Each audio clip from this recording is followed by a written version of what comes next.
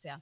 अभी जैसे बारिश का मौसम था तो कई जगह कई गांव में जो स्कूल्स हैं वो जी। जुलाई जुलाई में बंद हुए और अभी तक वहां पे जाने का रास्ता नहीं है। सबसे ज़्यादा जो समस्या है बिहार की वो पलायन है, और पलायन क्यों होता है? वो इसलिए ही होता है क्योंकि भाई लोगों को यहाँ पे रोजी रोजगार की व्यवस्था नहीं है। बताइए, 400 रुपए कब थे 2005 में, उन्होंने बढ़ाया कब? 2025 में। तो वो भी तो प्रेशर के कारण ही उन्होंने बढ़ाया ना।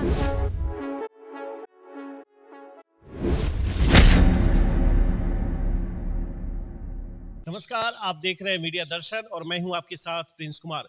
देखिए, बिहार चुनावी यात्रा के दौरान आज अस्थामा विधानसभा पहुंच गए हैं और आपको पता ही होगा कि चुनाव आयोग की तरफ से चुनाव की तिथि की भी घोषणा कर दी गई है। बिहार में 2 चरणों में मतदान होनी है, 6 और 11 नवंबर को मतदान होनी है और उसी संदर्भ में राजनीतिक पार्टियां जो है अपने प्रत्याशियों की सूची भी जारी करना शुरू कर दी है। उसी दौरान जनसुराज की पहली सूची 51 प्रत्याशियों की जारी हुई है, जिसमें अस्थामा विधानसभा से लता सिंह जी हमारे साथ जुड़ रहे हैं। सबसे पहले लता जी, बहुत बहुत स्वागत है। आपका बहुत बहुत धन्यवाद। हमें लगता है कि आप जैसे युवा को देखते हैं पॉलिटिक्स में आते हुए, तो लगता है कि बिहार में कुछ नई बदलाव हो सकती है या उम्मीदें जग सकती है, क्योंकि ऐसा देखा गया है, ऐसा माना जाता है कि जिस जिस दिशा की ओर युवा चलती है, उस दिशा की ओर पूरी दुनिया अग्रसर हो जाती है चलने के लिए। क्या ये कहें? आपने बिल्कुल ठीक कहा, क्योंकि युवा जो है, जितने भी हमारे नवयुवक भाई बहन सारे साथी हैं, वही डिसाइड करेंगे कि किस तरफ हमारा प्रदेश मूव करेगा और साथ ही साथ हमारा राष्ट्र मूव करेगा। मैं आपके जानकारी के लिए ये भी बता दूं कि लता सिंह की व्यक्तिगत कोई पॉलिटिकल बैकग्राउंड तो नहीं है, लेकिन इनके पिता आरसीपी सिंह काफी सक्रिय रहे हैं पूरे बिहार की अलग अलग राजनीतिक दलों के साथ। एक समय हुआ करता था जब नीतीश कुमार के काफी करीबी माने जाते थे, और आज भले ही ये जनसुराज के साथ है, लेकिन इस बार जनसुराज की क्या स्थिति है अस्थामा विधानसभा में, कैसे देख रहे हैं, लता जी से हम चर्चा करेंगे। कैसे देख रहे हैं मैम? देखिए, क्योंकि अब चुनाव बिल्कुल करीब आ गया है और मुझे मौका मिला कि मैं अपने जो मेरी विधानसभा है, जो मेरी कॉन्स्टिट्यूएंसी है, वहाँ के मैं हर गांव में जा कर के विजिट करूं और वहाँ के लोगों से मिलूं। तो क्योंकि मैं हर गांव, हर गली, हर नुक्कड़ गई, तो मुझे जन सुराज के प्रति भारी समर्थन मिला और काफ़ी अपनापन लोगों से महसूस हुआ। लेकिन जिस विधानसभा की बात कर रहे हैं, वहां से विधायक जितेंद्र जी हैं, जो 5 टर्म के विधायक हैं। उनके इस विश्वास और भरोसे को कैसे तोड़कर लोगों के भरोसे में, दिल में, दिमाग में अपने प्रति और पार्टी के प्रति विश्वास बना पाएंगे? क्योंकि देखिए, जब आप जाइएगा लोगों से पूछिएगा, हाँ। जब आप गांव जाइएगा तो उनसे पूछिएगा, तो वो बताएंगे कि भाई 20 साल एक लंबा वर्ष होता है। जी। हमारी जो अस्थामा की जनता है, जी। उन्होंने एक 20 साल एक जनप्रतिनिधि को दिया। जी। तो उनकी भी उनके हिसाब उनके जैसे आप जब गांव जाइए तो आपको उनकी पीड़ा महसूस होगी, चाहे वो नली गली की समस्या हो, चाहे वो पानी की समस्या हो, और सबसे बड़ी समस्या जो मुझे हर गांव में लोगों ने बोला, वो थी स्कूल की समस्या, शिक्षा की समस्या।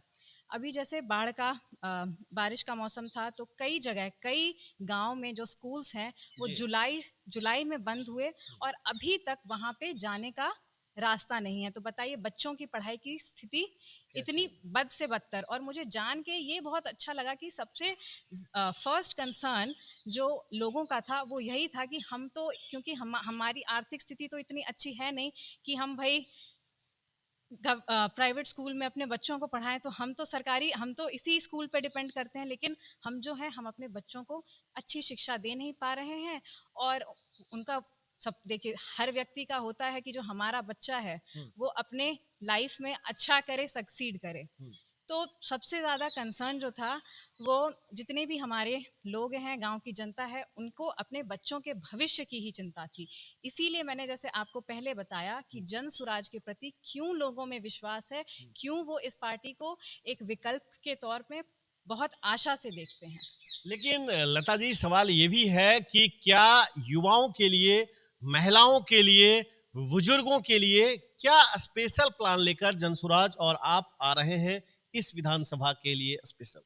देखिए, जन स्वराज पार्टी का जो पहला मुद्दा है, जो हमारे संस्थापक सूत्रधार श्री प्रशांत किशोर जी कहते हैं कि भाई पलायन जो है वो सबसे ज़्यादा जो समस्या है बिहार की वो पलायन है। और पलायन क्यों होता है? वो इसलिए ही होता है क्योंकि भाई लोगों को यहाँ पे रोजी रोजगार की व्यवस्था नहीं है।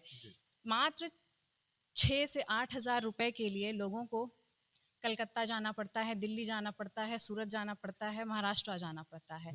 अगर यहीं पे हमारे ही प्रदेश में, हमारे ही क्षेत्र में अगर रोजी रोजगार की व्यवस्था होगी तो लोगों को घर बैठे रोजगार करने की का अवसर मिलेगा और कम से कम 10 से 12 हज़ार रुपए उनकी कमाई होगी। लेकिन देखिए, अभी चुनाव से ठीक पहले नीतीश कुमार का लगातार अनाउंसमेंट, चाहे वो 10,000 रुपए की बात हो, 125 यूनिट बिजली फ्री की बात हो, या 1 करोड़ लोगों को रोजगार और नौकरी देने की बात हो, तमाम योजना हम तो कुछ गिना रहे हैं आपको, ऐसे कई योजनाएं हैं जो अंतिम समय में चुनाव से ठीक पहले लागू किया गया। क्या इससे देखते हैं इसको आप? देखिए, ये जो है वो प्रेशर में कर रहे हैं। हाँ, क्योंकि भाई जन स्वराज पार्टी हमारा हमारा है कि जब हमारी सरकार आएगी हाँ, तो हम 2,000 रुपए पेंशन पेंशन देंगे। तो बताइए 400 रुपए कब थे? 2005 में। उन्होंने बढ़ाया कब? 2025 में। तो वो भी तो प्रेशर के कारण ही उन्होंने बढ़ाया ना। तो जितनी वो घोषणा कर रहे हैं, क्योंकि जन स्वराज पार्टी से अब जो वर्तमान की सरकार है उसको खतरा, बिल्कुल पैल्पेबल खतरा महसूस हो रहा है। इसलिए जनता को लुभाने के लिए, भटकाने के लिए वो पॉलिसीज अनाउंस कर रहे हैं। लेकिन मसला ये है कि क्रेडिट आखिर पब्लिक दे तो किसे दे?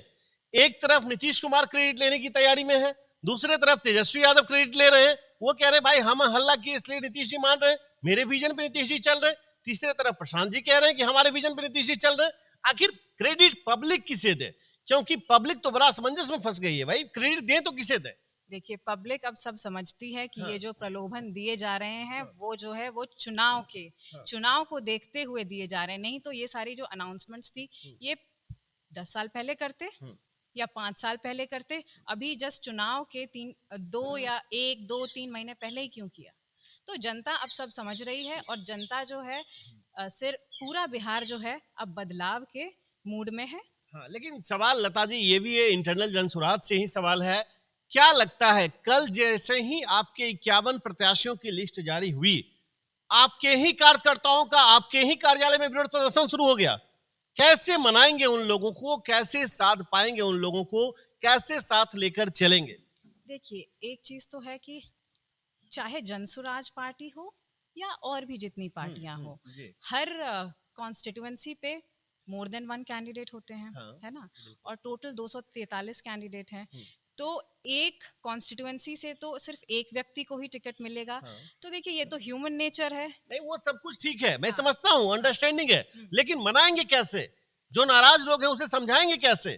क्या जनसुराज उसे साथ नहीं लेगी या साथ लेने की कोई अलग रणनीति चलेगी? नहीं, देखिए, वो उस टाइम होता है कि भाई जिनको टिकट नहीं मिला उनका ऑफ कोर्स वो डाउन फील करते हैं और उनके जो सपोर्टर्स हैं वो डाउन फील करते हैं। लेकिन यदि आपको टिकट मिला है तो आपकी भी ये नैतिक कर्तव्य है कि बिल्कुल, उनको बिल्कुल। साथ लें। हाँ, सबको साथ लेके चलना है। हाँ, सबको एकजुट होकर के हाँ, हम लोगों को चुनाव लड़ना है हाँ, और जीतना है। और ये जो मनमुटाव होता है वो क्षण का होता है। क्योंकि फिर देखिए, फिर आती है पार्टी की बात और आती है सरकार बनाने की बात।